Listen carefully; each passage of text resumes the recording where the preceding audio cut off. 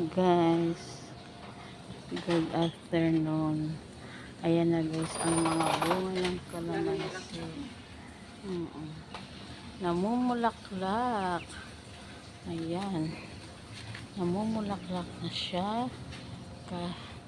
Tapos may mga bunga pa siya. Ang alam ko sa kalamansi, ay may kalamansi na tumitigil sa pagbubunga na sa panahon, pero meron din akong nakitang kalamansi na walang katigil-tigil sa pagbubunga. Ang daming bunga palagi. Yan, ang ganda na. Naulanan na kasi siya guys, kaya ayan, ang dami. Ayun, hanggang doon yan guys. Hanggang doon. Yan, yan. Ayan, ang lalaki ng bunga.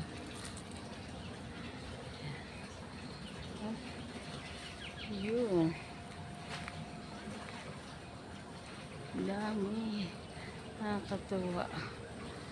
Nakakatuwa talaga. Grabe. Kasi ang ganda na ng lupa at naulanan na siya. Tingnan mo ngayon mga damo. Dati, akala mo mga patay na yan. Pero nung naulan na, nagsitubo agad. Ayan. Kasi yung damo na yan ay hindi basta-basta namamatay. Yan. Parang maliit lang tong bunga na to. Kasi dilaw na siya. Ayun, dilaw na siya. Makatas na siya. Maliit, makatas. Tulad nito. Dati na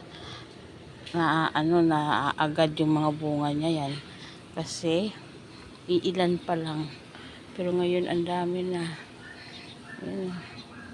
Ito yung isang puno na mamamatay na sana. Yan, tingnan mo ang pangit na ng kanyang dahon, nagdidilaw. Yan, buti na lang ay naagapan siya nung ang lakas ng araw, lakas ng init pala. Yan, pero ito green na green kasi natutuluan siya ng tubig sa aircon. Nakakatuwa talaga pag mayroon kang kalamansi. Hindi mo na problema yung kalamansi pag kailangan.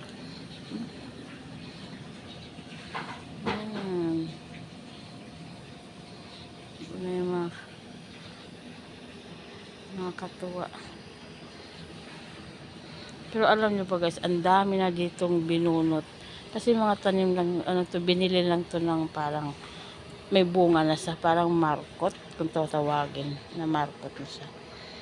So tinanim siya, namumulaklak na siya dyan. Binili siya na nasa paso, ay namumulaklak na. Yan. Sa dami naman kasing binili, ay masyadong siksika na. Kaya ang ginawa, binunot yung iba. Dahil hindi na makakapagbunga dahil nagsiksikan. Kaya see you next my vlog. Bye guys.